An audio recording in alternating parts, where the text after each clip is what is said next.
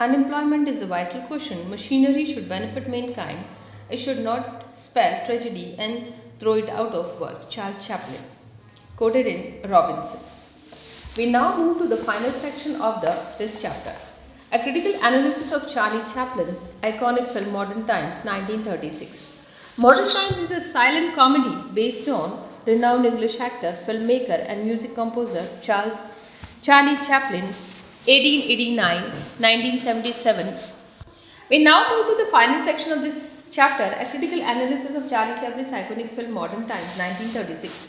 Modern Times is a silent comedy based on the renowned English actor, filmmaker and music composer Charlie Chaplin, 1889 to 1977. Memorable on-screen persona, the Little Tramp.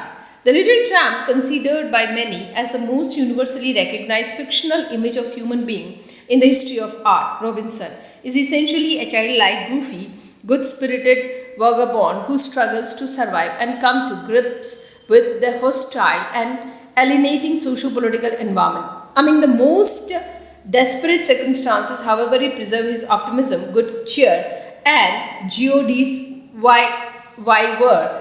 In Charlie Chaplin's words, the whole point of the little fellow is that no matter how down on his ass he is, no matter how well the jackal succeed in tearing him apart, he will still a man of dignity.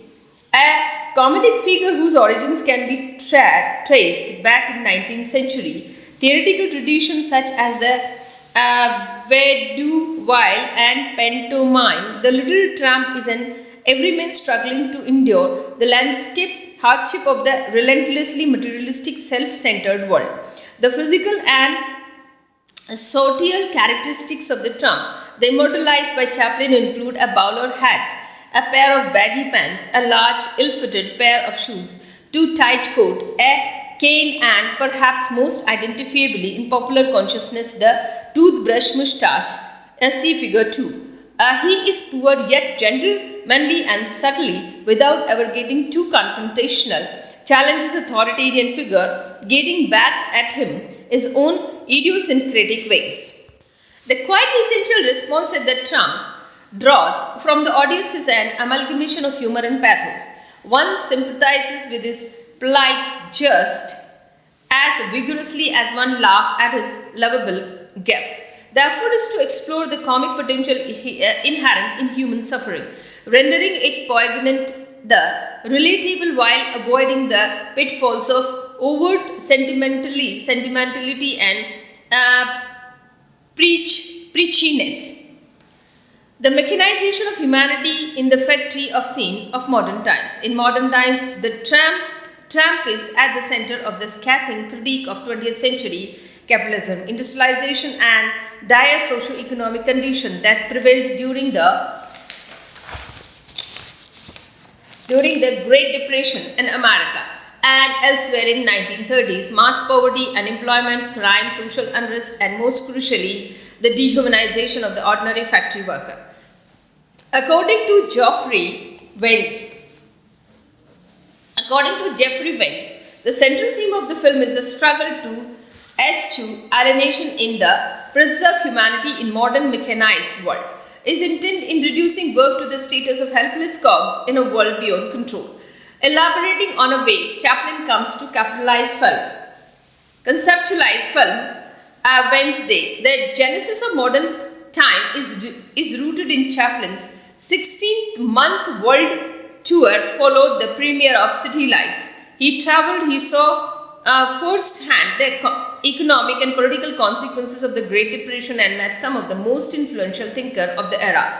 Upon this turn to the United States, Chaplin was struck with the idea of the film after learning about healthy young men who had been lured from their farm to work in factories in Detroit, but several years at the assembly line. Stumbling in nervous breakdown, Modern Times evolved into a comedy that embraced difficult subjects as strikes, riots, unemployment, poverty, and tyranny of automation. As the film begins, the opening infertile explicit lays out its keynote for the viewer. Modern Times, a story of industry, the individual enterprise, humanity, crusading in the modern times pursuit of happiness. The framing of the subject thus makes clear that even though the film raises important question about the plight of common worker, owing to the oppressive working conditions prevailing in the modern capitalist society, it resists overt contextualization and politicization. Instead, the film articulates a humanistic defense of a transcendent humanity seeking to pursue happiness. Despite multiple hardship and challenges, hence retaining its cherished sense of autonomy and vitality. Consequently, the principal character and satisfied in introductory credit are not individualized. Charles Chaplin is a factory worker without a name, while Pulitti Godard is quite simple gaming. Eventually, the film's mass takes precedence over naturalistic depiction and psychological interiority. Characters function more and representative types rather than fully distinct subject here. The very first shot of the narrative proper depicting a flock and sheep being herd together fades into a sequence where a large group of factory workers are seen emerging from crowded subway and walking to the factory nearby.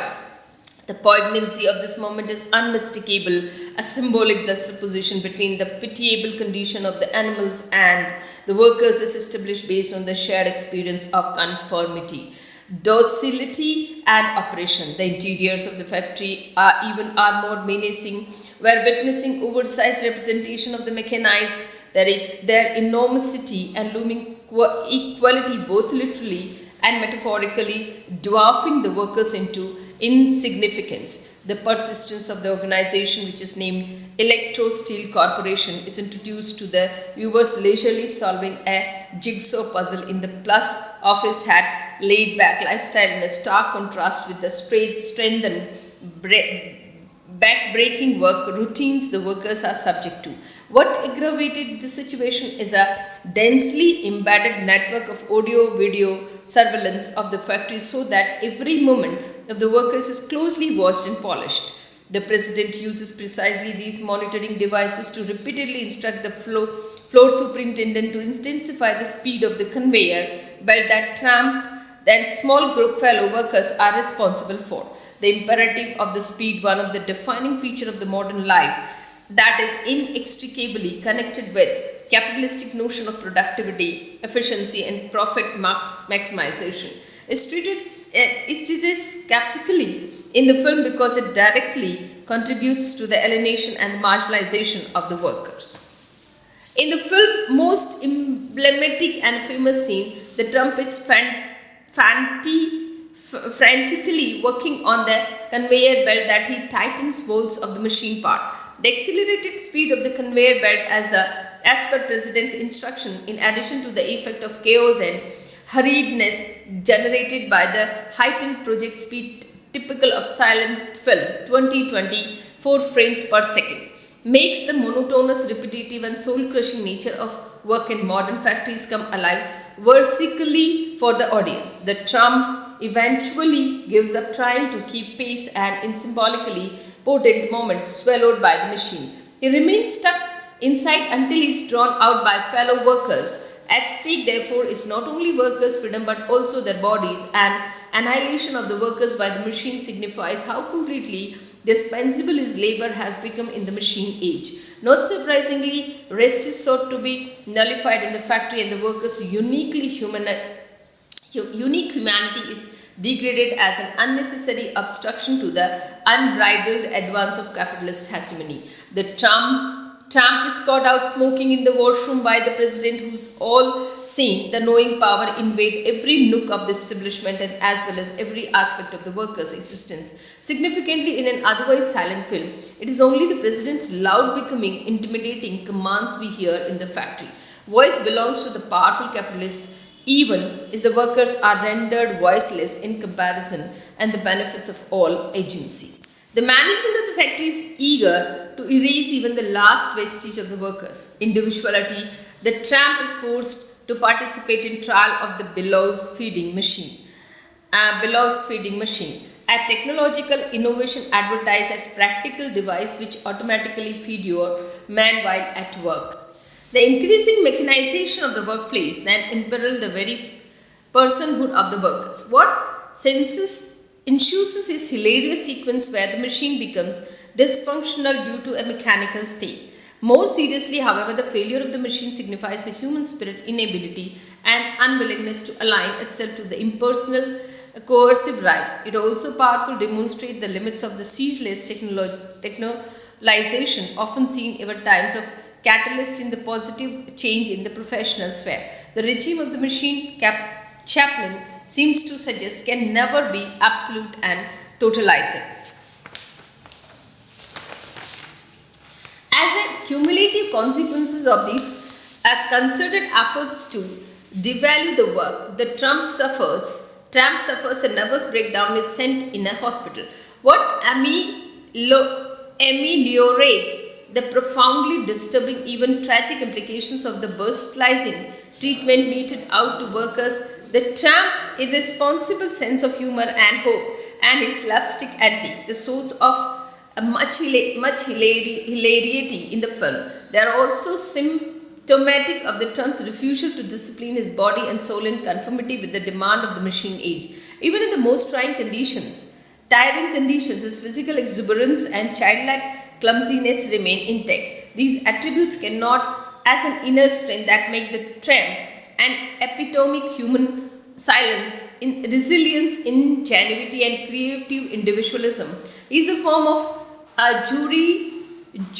his form of jouissance, the French word meaning a sense of joy and pleasure. Jouissance is that an excess and repudiate scheme of capitalist control and regimentation. Life outside the factory challenges and possibilities. Life outside the factory is no less challenging the Trump. He is mistakenly identified as the leader of the communist demonstration and thrown out into jail. Such high-handed repression of the modes and collective resistance anticipates in Mr. Carthy era paranoia about communist activism in America during the Cold War. The unintentionally thwarting a jailbreak plan by some of his fellow inmates, the Trump is rewarded with the relatively clean and comfortable cell as he grows to experience a sense of stability for the first time in his life. When he is eventually pardoned, they actually prefer remaining in jail over the uncertainties and hardship involved in finding steady employment. The prospect of physical freedom is paradoxically not experienced as liberating. The intertile indicates the Trump moving question directed to jailer. Can't I stay a little longer? Am I so happy here? Because it spells a return, chronic jobless object poverty and lingering precarity. Very briefly, he takes a job as a shipyard cleaner before being fired for accidentally unmooring a ship's tension on the harbor. Meanwhile, he meets the gaming Goddard, the unnamed female protagonist of the film. The unnamed female protagonist of the film portrays as a street urchin engaging in petty crime to fulfill her stomach, who is fleeing from being taken in custody for stealing a loaf of bread. Out of the goodness of his heart, the Trump tries to take the blame, but an eyewitness reveals his lie. Determined to go back to the security of jail life, he goes into cafeteria and brazenly orders a large amount of food without any intention of paying for it. To his delight, he is arrested once more. By a sheer coincidence, he encounters the gamin in the police van on his way to jail. After a vehicle accidentally crashed, they stage an escape and quickly become inseparable friends. As their bond strengthens, they imagine and yearn for a steady roof over their head, a home they can call their own, and the practical existence of their economic status render their plans eventually unachievable. This aspiration of the bourgeois stability and respectability, familiar belonging to the normative concept of domestic life, shows that being despite wronged by the excess of the capitalism and industrialization, the two protagonists remain cautiously invested in middle class ideal of American dream. Indeed, it is precisely the Tramps and the gaming's reluctance to aggressively challenge the capitalist paradigm, seeking to the accommodation within it, even they are victimized by it, and makes them palatable and reassuring as characters to a conventional bourgeois audience. At no point in narrative are two consciously eager to participate in public protest and activism against the socio-economic ravage of the Great Depression. In the absence of an alienative, imaginative good life, the tramp began to work earnestly towards realizing the goal of home, this time taking a job as a night watchman as an upscale, a department store. A vertical emblem of capitalistic access and concentration of wealth. His efforts are doomed to fail, however, because the condition of his perennial unemployment are structural in nature. Engendered by the inherently exploitative and hierarchical power dynamics of capitalism as an economic system, the deep-seated inequality that the character of modern times struggle with on daily basis cannot be offset by individual endeavor and merit, howsoever well intentioned. To be sure that the tramp loses his job and has a run with the police authorities yet again, and a clinical process of the unemployment and destitution, the pervasive obstacles the poor face in the attempt and achieves even a modicum of the social mobility and security continued unabated. He is arrested for failing a report to burglarize the store and sleeping in a counter under the heap of clothes. This unsetting the storekeeper and privileged support. The tramp and gamin reunite as a later find. A veritable emblem of the capitalistic access and concentration of wealth. His efforts are doomed to fail, however, because the condition of his perennial unemployment are structural in nature. Endangered by the inherently exploitative and hierarchical power dynamics of capitalism as an economic system, the deep-seated inequalities that character of the modern time struggle with on a daily basis cannot be offset by individual endeavor and merit, howsoever well intentioned. To be sure that the loses his job and run in with police authorities, yet again the cyclical process of unemployment and destitution and the pervasive obstacles the poor face in their attempts to achieve even a modicum of social mobility and security continues unabated. Is arrested for failing to report a burglary at the store and sleeping on a counter under a heap of clothes, thus upsetting the storekeeper and privileged shopper. The tramp and the gamin reunites at the later finds a rundown shack for both of them to live in. This fragile accommodation becomes a witness to the couple's continued efforts to find a semblance of cohesion in their lives. They remain persistently finding joy and affirmation in each other's presence, irrespective of the hardship and challenges.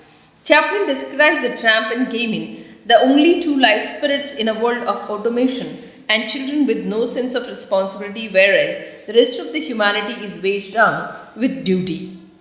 Quoted in Robinson. Clearly, they are conceived as the vanguard of spiritual freedom and unyielding optimism in the film. Seen from the Marxist perspective, however, it is this overall reluctance to the seriously challenge antagonize the established class structure of the American society and endure them to normative bourgeois viewers who is called upon the sympathetic with the protagonist plight with fundamentally re-evaluating their own fate in the inviolability of capitalism. In other words, while the film makes a genuine liberal humanist plea for better working conditions and unemployment opportunities for the dispossessed recovering work of buried humanity in figures shy of offering a more foresight, radical critique of capitalism and its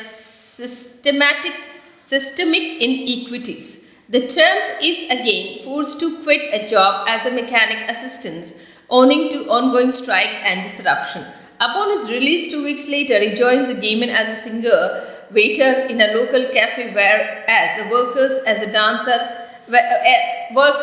dancer and entertainer. When it is his turn to perform, he loses the cuffs bearing the text of his songs due to his characteristic clumsiness. He managed to salvage the situation. Nonetheless, they ingeniously extemporized the lyrics using the gravel mixture of the Griebish, mock Italian, pantomime, and even some rudimentary dance movements. Despite the nonsensical quality of the song, it has a charming, delightful rhythm of its own and invites rapturous applause from the evening's guest. This is also the only moment in the silent film where we hear the tramp's voice voice, as we have seen, is hitherto exclusively associated with the authority figure as the Electro Steel Corporation.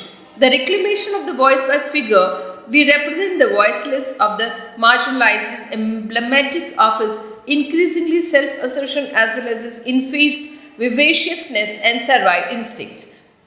The scene also highlights other redemptive dimensions of the human spirit, beauty, fluidity, grace, emotion and melody that have somehow survived the deadening onslaught of the machine. Akin to the symbolic function of the circus as the locus and creative spontaneity of the freedom, Charles Dickens' Hard Times, 1854, a novel in my view, strongly anticipates the film under consideration. The song performance in modern times become the sits where the tramp's zest of life manifests itself in resoundingly.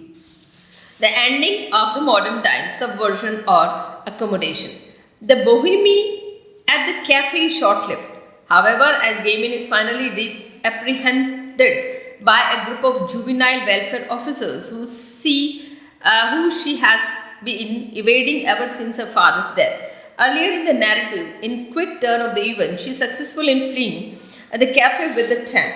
The two are next seen seated in a deserted roadside at dawn amidst hill and bushes. Both the lush setting and the timing of the day are figurative markers of the palpable optimism the film endeavors to espouse. The Gaiman breaks down out of the sense of helplessness and desperation. What is the use of trying? She questions. The Trump idealist console her urges her not to feel despondent. Buck up, never say die. We will get along. Heartened, she resolved to take life's trial and tribulations in her stride. As the narrative winds down, the two walks down the long road into the horizon, buoyantly embracing a tentative yet vaguely promising figure. At the long shot of the mountain range in the film climax softly fades into a closing credits. The humanist framing the ending of modern times naturalized, potentially subversive critique of industrial capitalism that film offers, especially in the first half. The tramp's intervention effectively transformed their Gaiman's despondence, possibly signifying a sense of niggling and discontent and existing socio-economic condition, into a renewed and perhaps irrevocable reconciliation with the imperatives of the capitalism. His indefatigable cheerfulness makes him a perfect exemplar of the transcendent humanity crusading against adversity and injustice. But it also configures him as an essentially non-threatening figure who implicitly rejects radical anger, confrontation and public protest and effective modes of challenging capitalist status quo. The apparent solution to the issues that the film raises, personal fortitude and idealism, does not adequately confront capitalism as a systematic problem that is fundamentally geared towards inadequately exploitation and alienation of the workers in the pitting individualism. One of the fundamental capitalist virtue as a supposed counter to capitalist hegemony, the film adopts a political frame of reference. Compare this with the Benjamin's insistence on the historical necessity of politicizing art. That negates its own emancipatory premise. To put it another way, the film is a liberal critique of glorification of the machine at the expense of the workers, simultaneously distances itself from the possibility of politically undermining the sanctity of capitalism. Based on his unwavering hopefulness and resilience, the Trump seeks accommodation within the existing social order and more humane terms rather than subvert it within. Consequently, he remains subsequently in the sync with the biases and ideological limits of the conservative spectatorship that is called upon to acknowledge the workers' submerged individuality with having to question the very basis of the workers' subaltern status. These are certain questions which would be very useful for your exam. Please listen them again and again and try to answer some of them. What does the little tramp stand in Captain Charlie Chaplin's cinema? What makes him so memorable as a character? What are the central theme of modern times? What is the significance of the film's framing of its masses as humanity crusading in the pursuit of happiness? Comment on the symbolic juxtaposition of the factory workers and sheep in the opening scene of the film. What are the working conditions at the Electro Steel Corporation? Please remember this name, Electro Steel Corporation. This is the factory where a tramp was working in the beginning and he got into the machine. Why are the conditions experienced as dehumanizing by the workers? Why, in your view, is the scene where the tramp is swallowed by the machine considered the film's most iconic? Remember, this film machine and the factory is Electro Steel Corporation. Discuss the importance of the bellows feeding machine seen at the narrative of the modern times. What does life outside the factory look like for Tramp? Why is he intended to remain in jail? Critically analyze the relationship between the gaming and the tramp. Why is the tramp and gaming desire for a stable home and bourgeois respectability problematic? What makes them safe and reassuring as characters of the bourgeois viewers? So these are the questions which you please listen again and again and try to answer. Few more questions are as in row. There can be many ways of reading cinematic and literary texts. Do you agree with the reading of modern times offered in this chapter? Based on your personal experience of watching the film, give an alternative reading, supportive reading with the evidence references of the text. Why are the protagonists of the film not able to find steady employment? Why is their plight cyclical? Is it due to the lack of personal merit or the reason more deep-rooted? What message does the Tramp's nonsense song convey? Is it really nonsensical? What is the symbolic importance of the song and the way it is sung? The ending of the modern time features the Tramps consoling the gaming. What effects does it consolidation have? What do you think is the flip side of the Tramp's perennial optimism in the context of the film's politics? These are the summing points. Please listen them carefully. It is a summary in a way. In this chapter, we have covered the following aspects. The emergence of the cinema as a powerful and pervasive art form in the 20th century, one that rooted but also registered a break pre-existing art forms such as literature, painting and photography. The future of silent cinema and the gradual transition of the sound films in 1920s. Benjamin's theory outlining how mechanical reproduction transformed the epistemological basis of art. Benjamin's conceptualization of film singularity based on its comparison with theatre and painting. The politically progressive potential of the film rooted in its ability to disrupt contemplative immersion as a default mode of engagement with art. The film's propensity to challenge the fascistic aestheticization of politics by relentlessly politicizing art and making it amenable to the need of the proletariats. The symbolic and effective dimensions of the figure of the little tramp in Champlain cinema. Modern times is a critique of modernity in general and the Great Depression in particular. The limit and problematic aspect of such a critique. The film's inability to conceptualize an alternative to bourgeois individualism and humanism. There are some glossary of the terms which you need to understand. Adaptation. Transforming a prior work, a play or a novel for instance, into a film. Hence, effecting in shift the medium from the literary to visual. Examples of literary texts that have been extensively adapted to the films like Frankenstein's by Mary Shelley in 1818, masterpiece and Arthur Conan Doyle's Sherlock Holmes and short stories and novels. American Dream. The term coined by James Truslow Adam. I repeat, American Dream is a term coined by James Truslow Adams in 1931 to refer the possibilities of the socio-economic self-improvement supposedly available freely in American irrespective of class and other identitarian markers.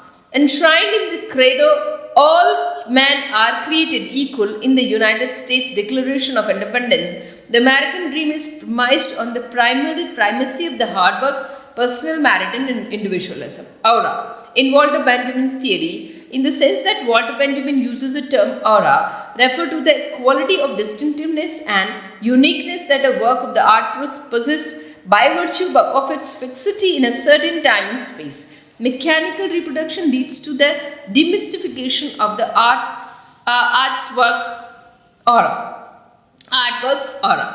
A burlesque and a way du vai.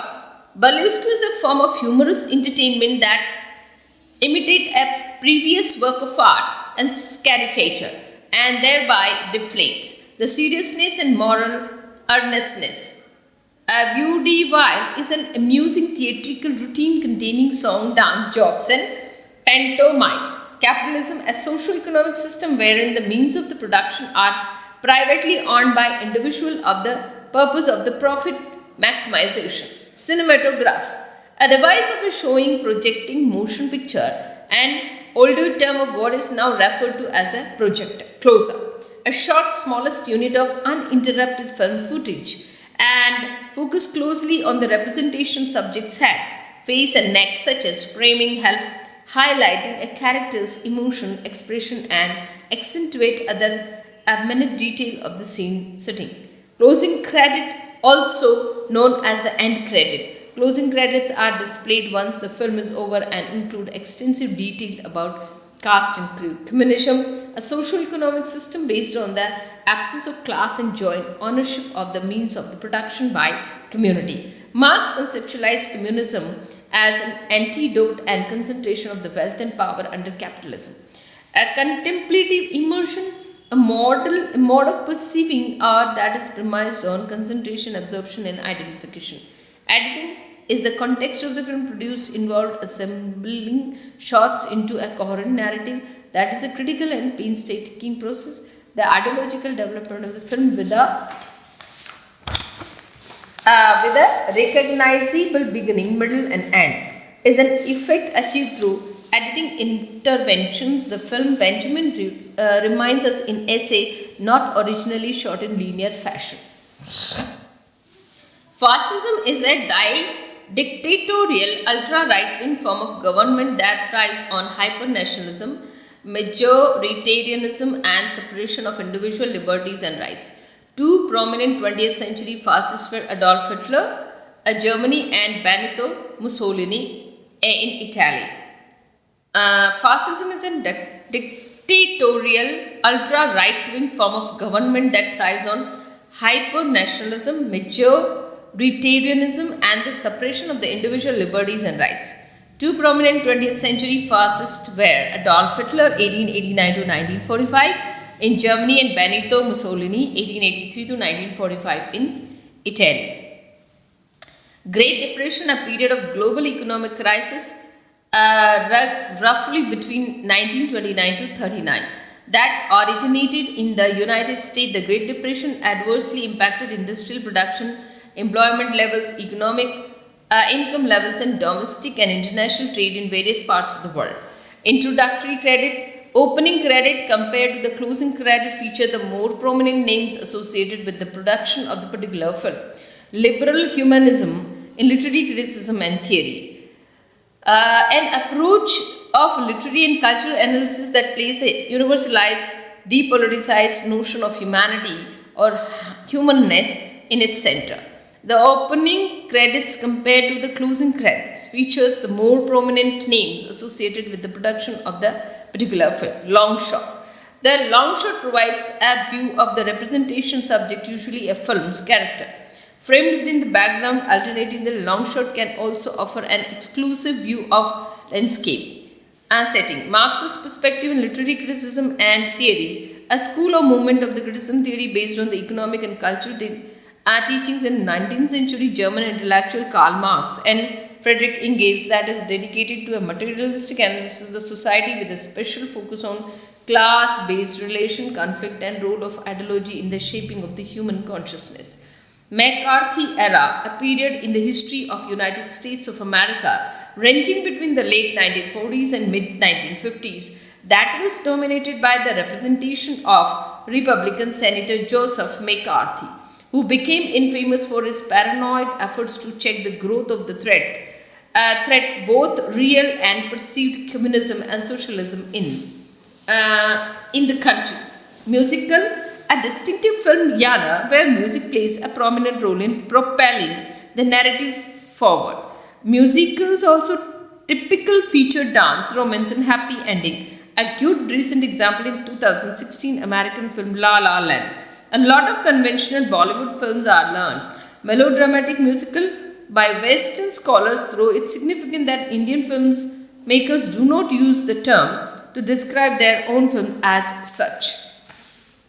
Narrative cinema, the most popular and widespread form of filmmaking, tells a particular story that is either fictional or based on real events. In general, narrative cinema is the least artistically experimental in the established tradition of realism and naturalism. It attempts to convey an impression that is filmed in the slice of life. Ontological, the branch of philosophy concerned with the fundamental or the basic nature of the something. For example, understanding photographic ontological will involve the study of its inherent properties as well as uniqueness based on the comparison with the other visual art such as painting and drawing.